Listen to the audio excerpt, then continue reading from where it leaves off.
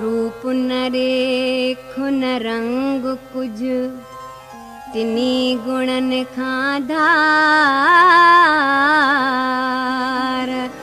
सोनर समझे नानका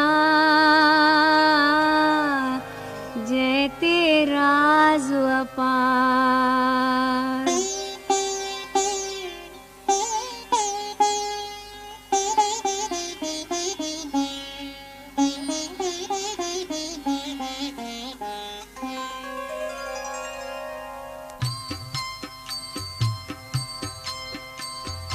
दिल में एक अविनाशी धारज कायम दायम जो करतार मोह छॾे दे इंसानन जो जेके हूंदा ॾींहं बचार कुछ बि प्रभुअ खां नाहे परे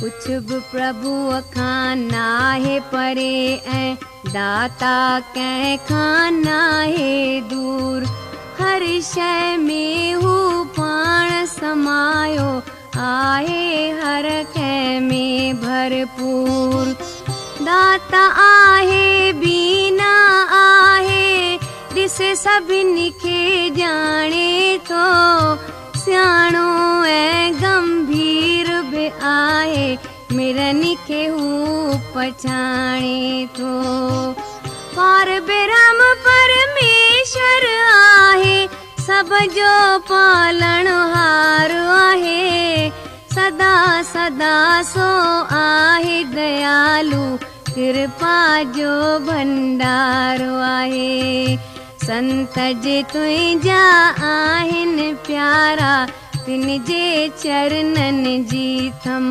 प्यास नानक जे हीअ आशा आहे पूरी थींदी मन जी आस पूरी थींदी मन जी आस।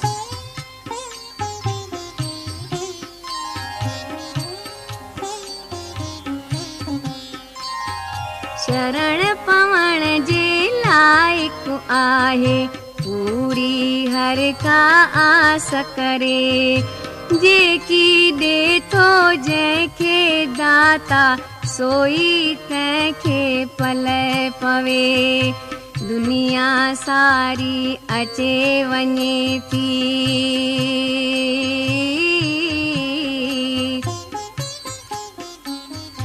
दुनिया सारी अचे वञे थी उन जे हिक ई इशारे सां वाक़ुफ़ ॿियो को नाहे कोई उन जे मंतर न्यारे खां आनंद रूप उन्हीअ जा आहिनि उनखे रंज मलाल न सभई पदार्थ वटि सिरहनि था कंहिं बि शइ जो कालु न राजाउन में राजा आहे जोगियुनि अंदर जोगी आहे तपवारन में आहे तपेसर भोगियुनि अंदर भोगी आहे जिन भगतन सुख पातो आजिन यादि कयो भगवंत आहे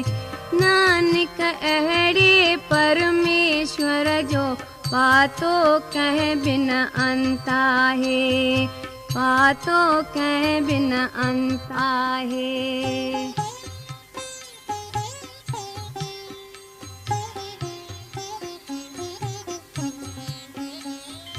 लीला उन जी न्यारी आहे कंहिं बि अंत न पातो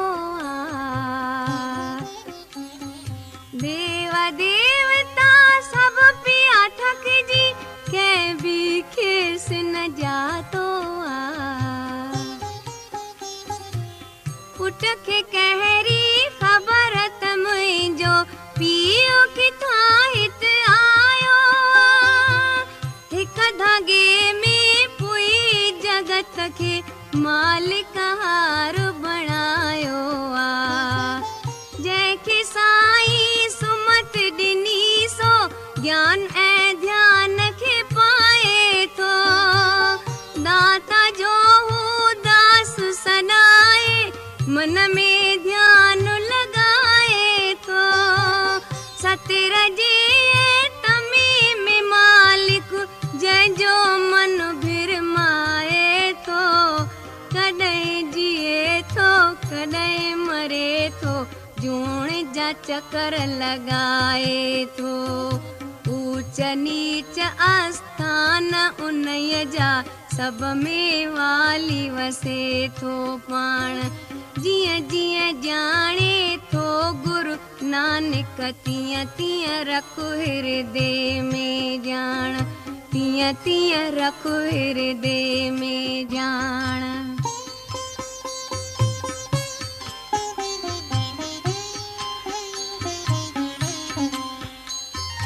रूप राम जा केई आहिनि रावल जा थिया रंग घणा। पाण आहे हिकु रंग मगर थो ठाहे बेख ऐं ढंग घणा। किस्मे किस्मे रंगनि सां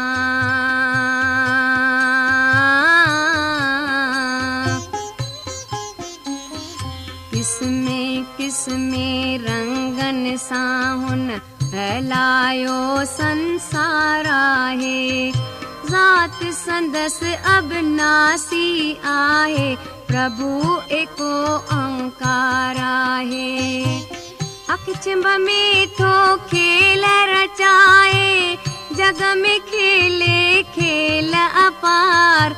सब जे अंदर पाण समायो पूरण मालिक ऐं दातार।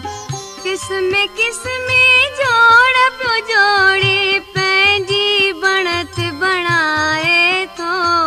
पंहिंजो मुल पियो पाण कथे ऐं पाण ई क़ीमत पाए थो। हर मन में घर उन जो आ हर घर में उन जी आहे जाइ। नाम जपे नित जिए थो नानक नाम ई थींदो अंग सहाय। नाम ई थींदो अंग सहाय।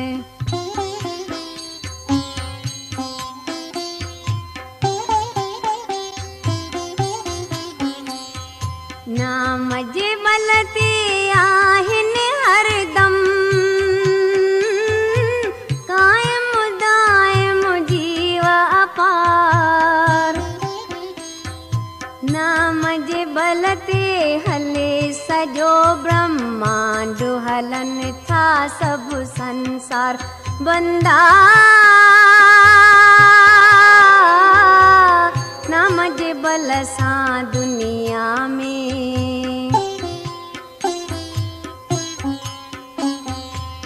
नाम जे बल सां दुनिया में सभु स्मृतियूं वेद पुराण थिया।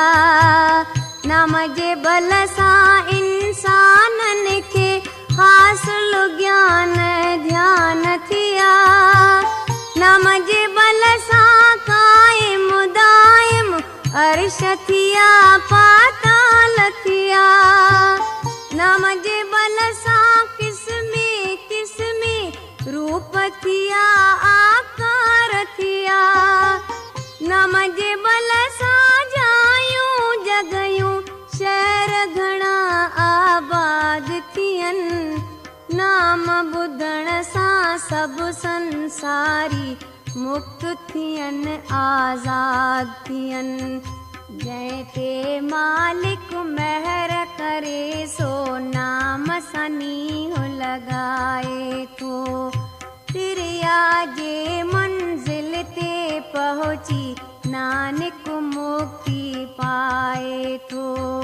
नानक मुक्ति पाए थो।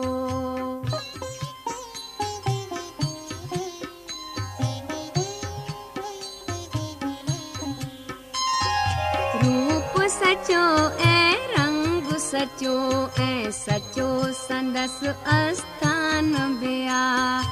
आदि खां जेको आहे सचो जो सभिनी में प्रधान ॿिया। सचा उन्हीअ जा सभु कम आहिनि।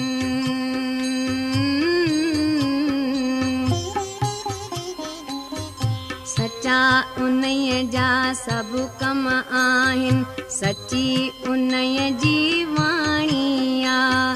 सभ जे अंदरि पाण समायो सभिनी सां नित साणी आ। कर्म उन्हीअ जा सचा सभी उन जी कुदरत आहे सची। आदि खां मालिक सचो सदाई उन जी उतपित आहे सची। निर्मल उन जी करणी आहे निर्मल रंग रचाए थो। सोई चङी हर ॻाल्हि थो सम्झे जंहिंखे चङो बणाए थो। नामो सचो सुखदाई आहे नामो ई सुख पहुचाए थो। अहिड़ो सचो विसाहु गुरूअ खां नानक गुरुमुख पाए थो।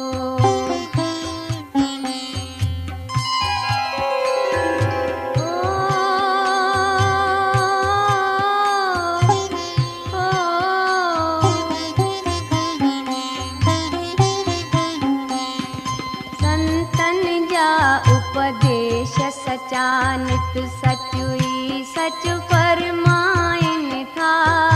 सचा उहे भी जिन जे मन में साधु देरो जमाइनि था। जेको सच खे सम्झे थो सच जे राज़ खे ॼाणे थो। नाम जो नालो जपे हमेशा आख़िर मुक्ति पाए थो। पाण सचो परमेश्वर आहे रचना सची रचाए थो। पंहिंजी घटि मटि पाण ई ॼाणे अंत न ॿियो को पाए थो। पंहिंजी कुदरत पाण रचे करतारो आहे करतारो आहे। कंहिं ॿिए खां वठे थो रायो पूरो ख़ुदि मुख्तियार आहे। सुध छा ख़ालिक जी ख़लक़ियल खे भेद न कोई पाईंदो। तीअं तीअं थींदो जग में नानक आज्ञा जीअं फरमाईंदो आज्ञा जीअं फरमाईंदो।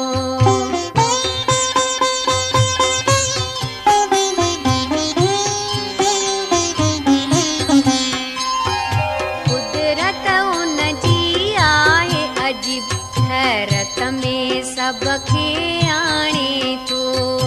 जंहिंजा थो आ मतलब उन जो मज़ो उहो ई माणे थो। जो शिष्य गुर खां वचन वठी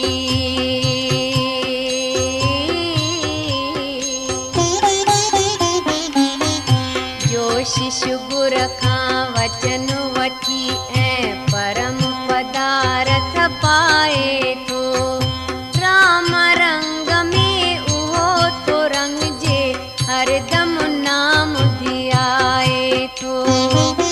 अहिड़नि सतपुरुषनि जे वसीले दुख जो दूर आज़ार थियो। अहिड़नि सतपुरुषनि जे संग में जग जो बेड़ो पार थियो। वॾभागी को तिन संतन जो शेवक पाण सॾाए थो। अहिड़नि संतन जे संगत में नाम सनीह लॻाए थो। साईं जी साराह करे थो गोबिंद जा गुण गाए थो। गुर कजे कृपा साईं नानक सेवा जो फल पाए थो, सेवा जो फल पाए